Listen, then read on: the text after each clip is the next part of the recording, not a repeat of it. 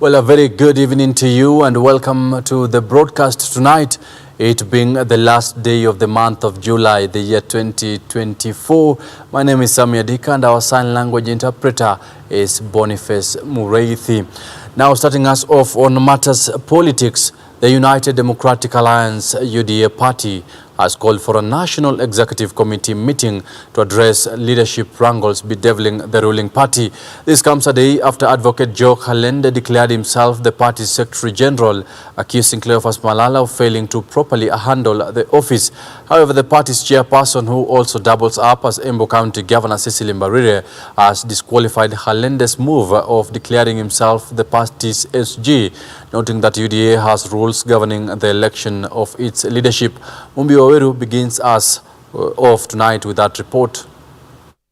Jamaa mmoja ambaye alikuja kwa chama hapa UDA headquarters anajiita Joe Kalende. Joe alikuja na akafanya press conference akasema yeye ndiye Secretary General wa chama cha UDA. Just a day after Joe Kalende declared himself the UDA party Secretary General, Cleophas Malala supporters stormed the party's headquarters to assert his leadership.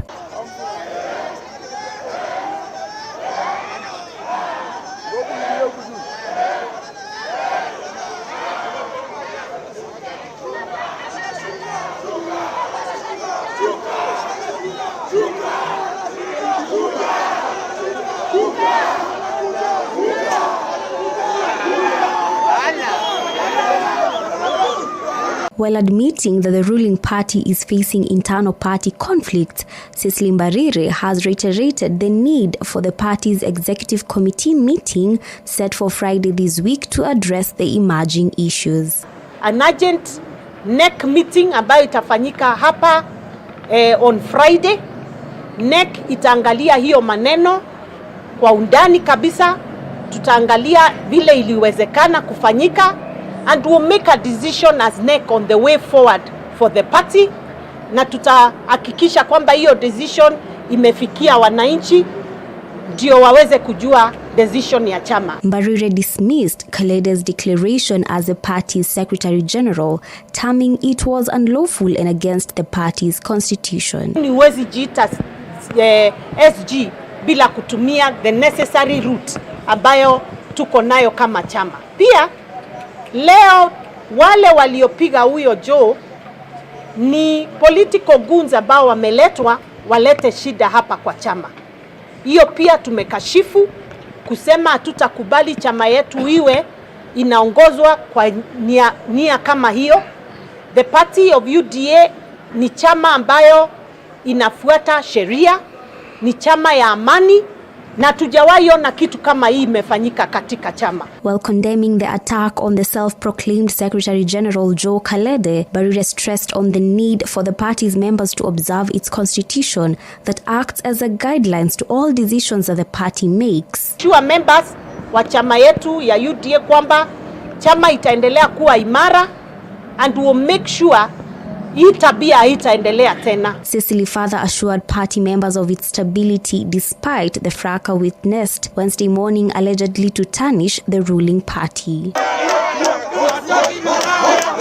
Amidst internal party conflicts, UDA has come forward to address the self-proclaimed SG of the party, Joe Kalende, and has insisted that the party runs with a constitution and that any claims made outside the National Executive Committee and outside the party's constitution should be shunned away. Reporting for Hope TV News Watch, my name is Mumbi Waweru. Now, away from that, President William Ruto has defended the new higher education funding model, saying it will benefit more students from vulnerable backgrounds. The president pointed out that the funding model, the funding model benefits learners in public universities and technical training, that is TVET institutions, through government scholarships and financing from the Higher Education Loans Board. The president was speaking at Kabete National Polytechnic during the celebration of 100 years of TVET celebrations, where he also urged graduates to consider job opportunities being unlocked through the overseas employment strategy by his government.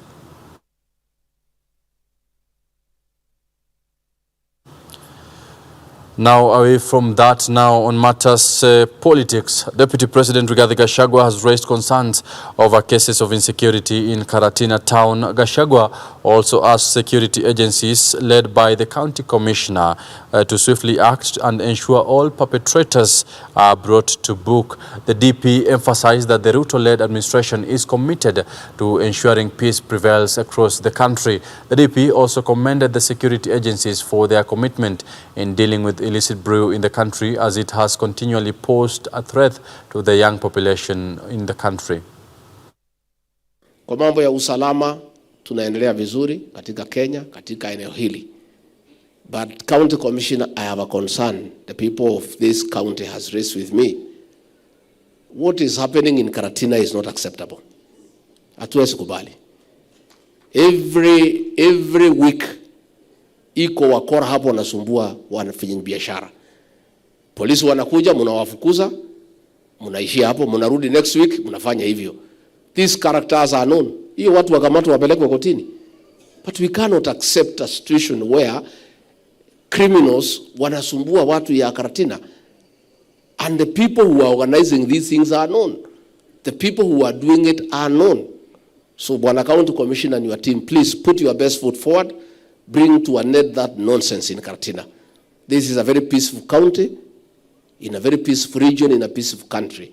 We cannot have anarchy. We cannot have a chaotic situation where thugs and criminals are making it impossible for business people and ordinary Kenyans to go about their lives. Now, political leaders in the North Rift region have welcomed the move to elevate Eldoret town to a city, saying it will help spur development in the region. Led by Nandi County Governor Stephen Sang, the leaders say Eldoret's strategic location will be put into maximum utilization once the city charter is awarded. President William Ruto is scheduled to award the city charter on August 8th this year. Eldoret will be the 5th city in the country after Nakuru, as Regan Kirima reports. Political leaders in Kenya's North Rift region are expressing strong optimism about elevation of Eldoret to city status, which is expected to act as a major catalyst for regional development. Led by Stephen Sang, chairperson of the North Rift Economic Bloc, the leaders are confident that Eldoret's new designation as the 5th city in Kenya will significantly boost the area's growth. Eldoret town, now turning into a city, is a strategic city for all of us. This is the home and this is the heart of the region. They emphasized that extensive stakeholder engagement has paved the way for this development and they are fully prepared for the transition. We then need to escalate all the stakeholders, and I want to really thank Uasin Gishu County leadership led by the governor for bringing on board all the stakeholders, because the role of ensuring that Eldoret city achieves or attains or lives to its new status will not be played by government alone. It will be a role that will be played by all stakeholders. Uasin Gishu Governor Jonathan B. highlighted Eldoret's strategic location and the potential for maximizing its benefits once the city charter is officially awarded. Echoing these sentiments, Uasin Gishu Governor Jonathan B. Chelilim and Senator Jackson Mandago also expressed their enthusiasm, noting that the city status will usher in new business opportunities and enhance the region's overall environment. Biashara kwamba tunaenda kuhakikisha kwamba kutakuwa na opportunities mingi sana kwa wafanyabiashara, and we want to assure them of the security in the area. We want to assure them of the peaceful environment, working environment, and a good environment for them to invest. We are prepared because this is not just going to be a city of this county, but it's going to be a regional city. And for us, we are looking at this city as a catalyst to development in the region in terms of attracting investments into the region, not just into this city, but into the region, taking advantage of the placement of this city, both in terms of geographical location and even in terms of the ease of transportation. President William Ruto is scheduled to officially award the city charter to Eldoret on August the 8th. This move will make Eldoret the 5th city in Kenya, joining Nairobi, Mombasa, Kisumu, and Nakuru. Leaders and residents alike are looking forward to the new opportunities and advancements that this elevation will bring, with hopes that it will serve as a significant driver of development in the region. Regan Mudhuri, Hope TV, Newswatch. Now, the Orange Democratic Movement ODM party has proposed Suna East Member of Parliament Junet Mohammed to take up the position of Minority Leader in the National Assembly to replace Ugunja Member of Parliament Opiyo Wandayi. After his appointment by President William Ruto as Energy Cabinet Secretary, Junet Mohammed, who has been Minority Whip, will be replaced by Suba North Millie Odhiambo. Saboti Member of Parliament Caleb Amisi is now set to chair the Public Accounts Committee, left vacant by nominated Member of Parliament John Mbadi. Funyula Member of Parliament Wilberforce Oundo will take up the seat of chair of Public Investment Committee. That the party has officially released its officials who were recently tapped by President William Ruto for national duty as cabinet secretaries. I confirm that I have received the resignations of the Honorable John Mbadi as the national chairperson of ODM, the Honorable Opiyo Wandayi as the Secretary for Political Affairs, His Excellency Wycliffe Ambetsa Oparanya, and Honorable Hassan Ali Joho as deputy party leaders of the party, and lastly, Beatrice Askul Moe, who has resigned today as a member of the party's elections committee. Secondly, we reiterate that there is no agreement of any nature between ODM and Kenya Kwanza. ODM therefore remains a member of the Azimio la Umoja One Kenya coalition and will continue to play its role as a member of the opposition alongside other parties to push for accountability, transparency and equity in governance and public affairs.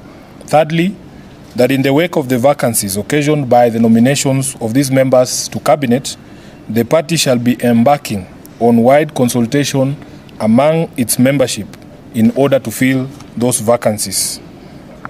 4, that as far as the vacancies in the party's parliamentary leadership occasioned by the same nominations, the party will be proposing to the Azimio PG, that's the parliamentary group of Azimio, that the Honorable Junet Mohammed take up the role of minority leader vacated by the Honorable Opiyo Wandayi, that the Honorable Millie Odhiambo take up the role of minority whip, that the Honorable Caleb Amisi take up the role of chair of PSC, left vacant by Honorable Mbadi, and the Honorable Oundo to take up the seat of vice chair of PIC. Well, now on matters health, Embu County health workers earlier in the day staged demonstrations decrying poor working conditions, including stagnation and unfair remuneration. The health workers have also complained of discrimination after a promotion advertisement for medical doctors was posted by the County Public Service Board last week, which they say has locked out other groups within the healthcare sector in the county. The healthcare workers have vowed to continue with the protests that commenced on Monday up until Embu County government fully addresses their grievances. The strike comes just hours after their Meru County counterparts vowed to down tools from 1st of August after the embattled Kawira Mwangaza-led government failed to implement their CBA. Embu County is not anywhere special. Nyeri County has promoted, has employed all contract employees to PNP. Tharaka Nithi has promoted, has confirmed all contracts to PNP. Right now, Machakos is employing to PNP 600 healthcare workers. Embu County pesa yao haitoki Tanzania, inatoka Kenya Revenue Authority. Na sisi ndio tunatoa hiyo tax. Time has come. Our numbers must count. Public Service Board must answer why they can only promote one cadre. Wow, they should be the advisors on matters employment, on matters promotions. The reason as to why we are really mad is because 3 weeks ago we met Her Excellency Governor Mbarire, and she had promised that with this advert, they were to cater for entire health sector, or they were to be all cadres. But it's quite unfortunate that when the advert came out, it was only considerate of one cadre. That is why we are here, and we are very mad. We are saying they must revoke that advert and include everyone. And we will not stop these demos until we get what we want. Now, President William Ruto has defended the new higher education funding model, saying it will benefit more students from vulnerable backgrounds. The head of state pointed out that the funding model benefits learners in public universities and technical training TVET institutions through government scholarships and financing from the Higher Education Loans Board. The president was speaking at Kabete National Polytechnic in Nairobi during the 100 years of TVET celebrations, where he also urged graduates to consider job opportunities being unlocked through the overseas employment strategy by his government. We must supply our labor market with skilled and innovative human capital in order to unlock the vast opportunities in key sectors such as agriculture, the blue economy, renewable energy, manufacturing, infrastructure development, mining, housing, and climate action. For these reasons, we continue to drive the transformation of TVET system by implementing important reforms and developments, including, I already issued instructions that the Development, Education, and Training Curriculum Assessment and Certification Council, SIDAC, be reinstated and takes over the role of examining our students, providing exams for our students, because it is the qualified body for it to make sure that our trainers are assessed on skills acquired and competencies achieved rather than on stories told. On the funding model, we are working to make sure that especially children from vulnerable families are not left behind. It is very important that we leave nobody behind in this training and in this program and in providing education. Well, that specific report will be taking us to a short commercial break. Don't go too far, for we shall be right back with matters health and sports.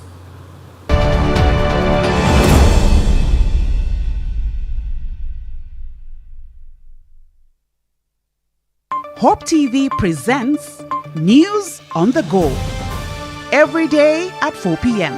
for all the breaking news and news making headlines. Hope TV, look and live.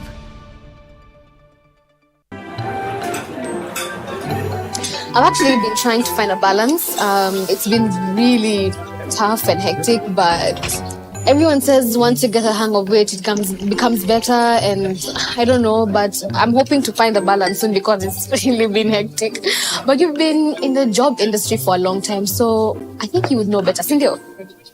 Huh? What time is it? I need to catch up on Leadership Forum. Do they have a radio here? Never mind. I brought my own. No way. You can't be serious. Wait, why do you have a radio and you can just catch up with the shows on Hope FM podcast? Really? Even Meet of the One? Yeah. I mean, you can find them on whatever platform, name it. AfriPods, Google Podcasts, Apple Podcasts, Spotify, you name it. But I'm not subscribed on any of them. So no worries. You can just check out the latest episodes on hopemediakenya.org. You can now listen to select Hope FM programs on your favorite podcast streaming platform or directly on our website, www.hopemediakenya.org. Listen and live.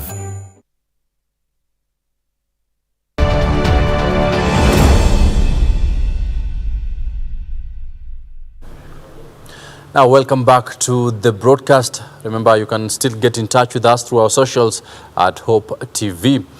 Now, still on matters health, it is a sigh of relief for patients suffering from neglected diseases like Kalahaza in West Pokot County following the completion of new healthcare facilities. The Drugs for Neglected Diseases Initiative, DNDI, in collaboration with the county government of West Pokot, has constructed facilities in Sigor and Kachiliba sub-counties worth 20 million Kenya shillings that seeks to fight the diseases that have strained the county residents for a while now. The newly constructed facilities are equipped with solar power that will help reduce electricity costs and feature a 32-bed capacity ward to provide a conducive healing environment. The development will benefit school-going children who previously spent months in the hospital undergoing treatment.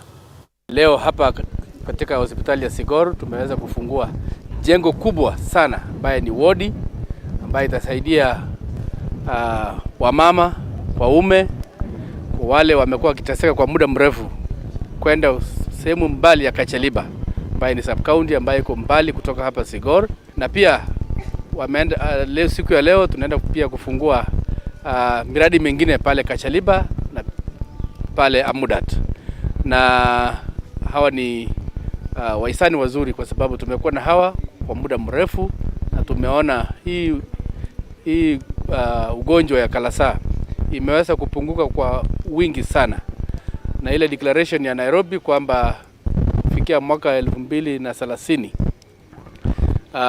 kwa uwezo wa Mwenyezi Mungu na juhudi zetu tutaweza tumeangamiza hii ugonjwa ambaye imeumiza watu wetu ambaye inaitwa kalasa.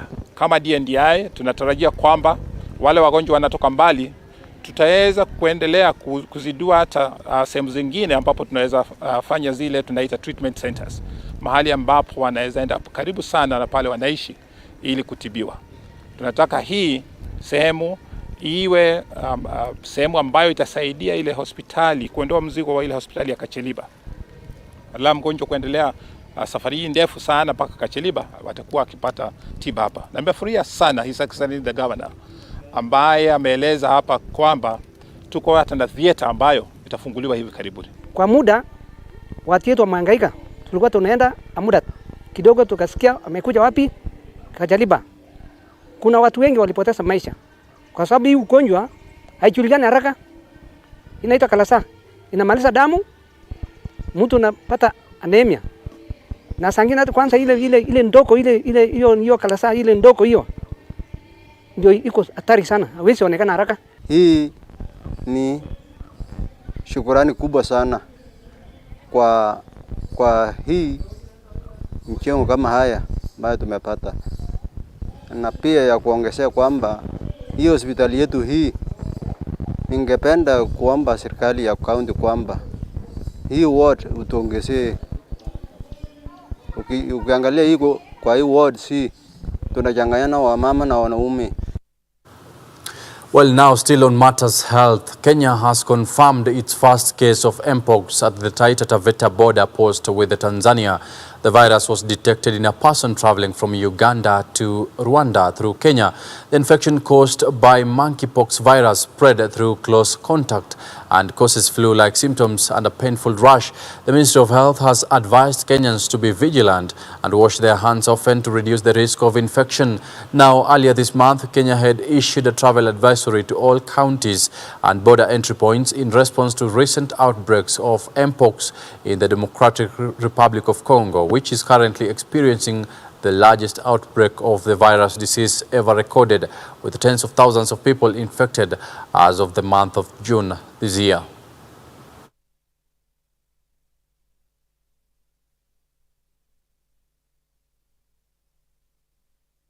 Now, the Kenyan government has been ordered to pay 441 million Kenya shillings as compensation to families of the 147 students who lost their lives in the 2015 terror attack at Garissa University. The High Court has further ordered the state to pay 56.9 million Kenya shillings as compensation to the survivors of the terror attack who endured physical and psychological effects.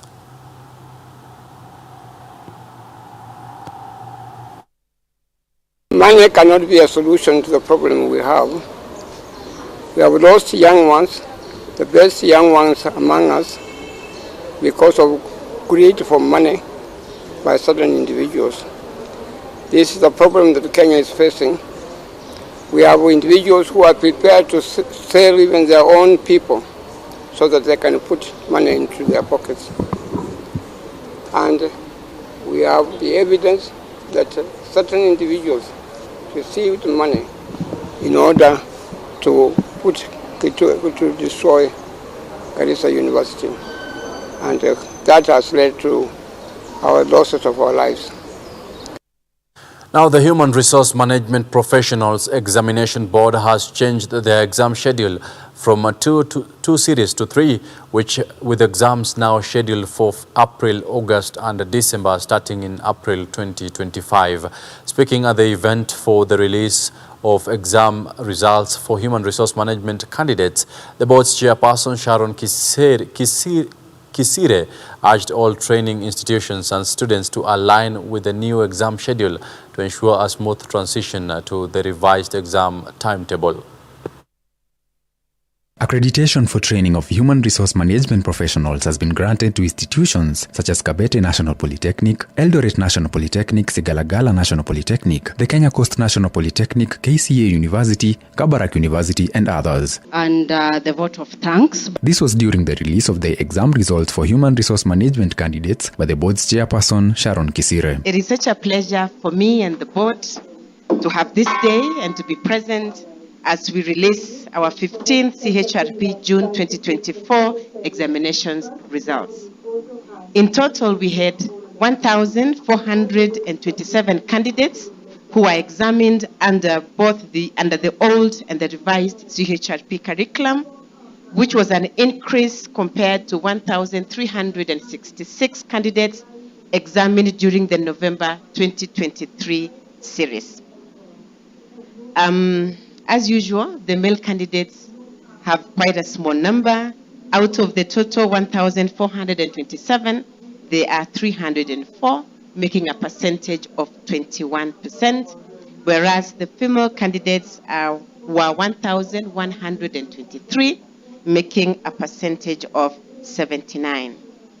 I wish to applaud the board and management of HRMPEB for conducting the 15th CHRP. Sharon Kisire also announced that the Human Resource Management Professionals Examinations Board has changed their exam schedule. The exams will now change from 2 series to 3, with exams now scheduled for April, August and December starting in April 2025. In other words, it's open.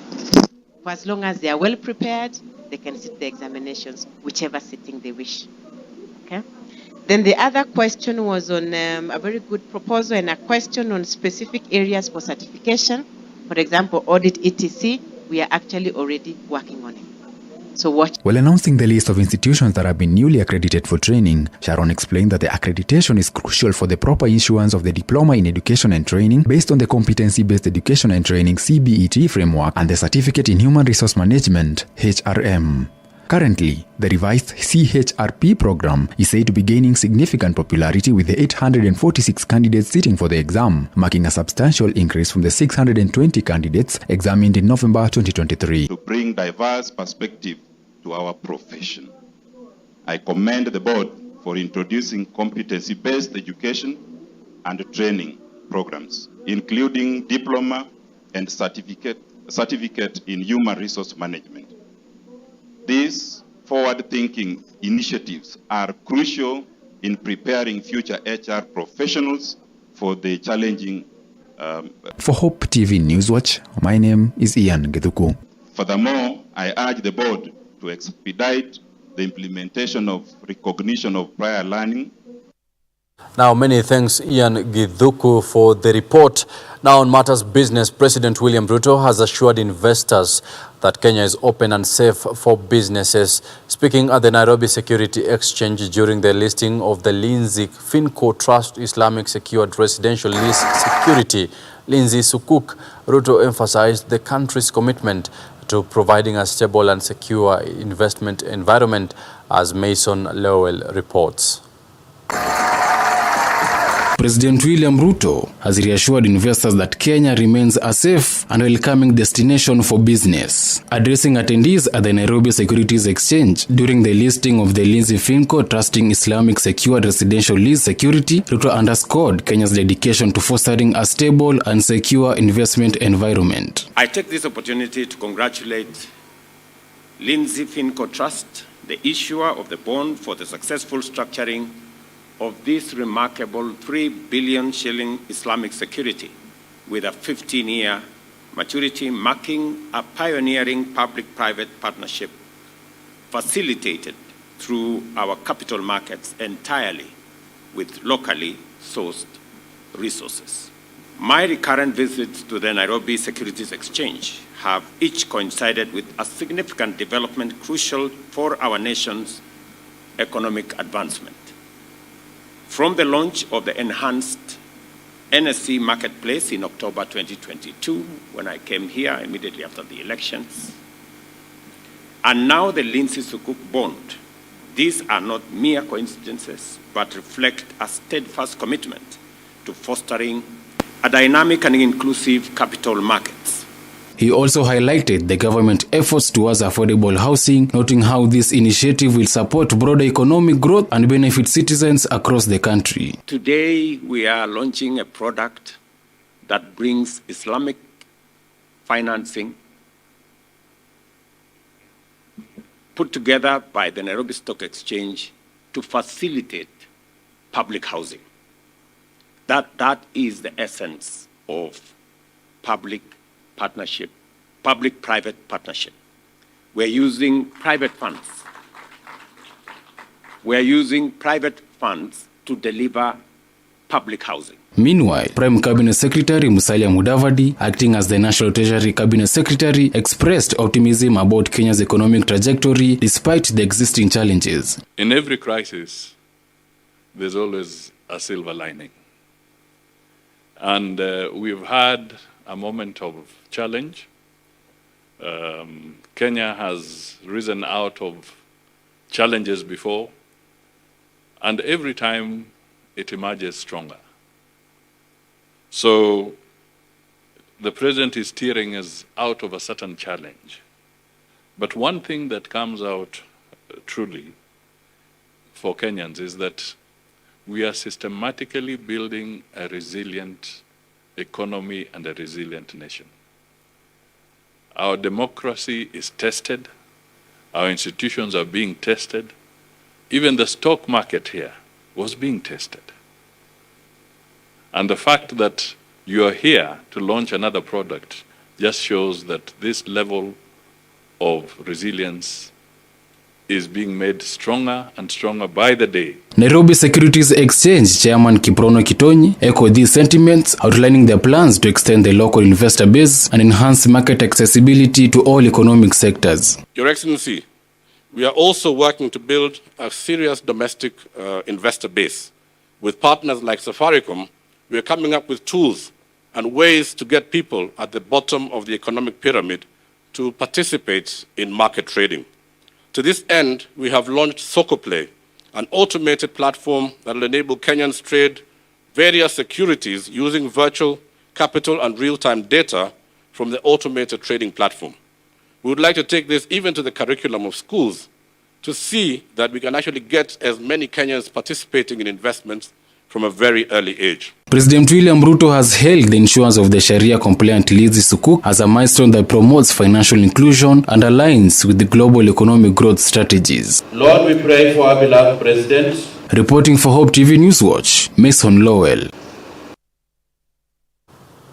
Well, now on matters sports, Malkia Strikers head coach Japhet Monala is braced for a difficult match as the national women's volleyball team tackle Poland in their second Group B match at the ongoing 2024 Olympic Games in Paris. The match, coming 2 days after a false start against Brazil on Monday, will be played at the same venue, South Paris Arena, tonight at 10 p.m. local time. Kenya is set to face Japan on Saturday, August 3rd at 2 p.m. local time.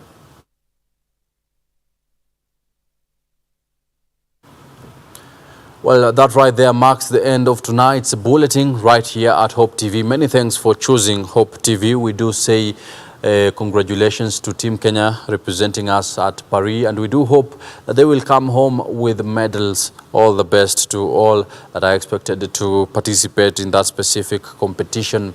My name is Adika, and our sign language interpreter is Boniface Mureithi. Do have a lovely night and a successful August starting tomorrow.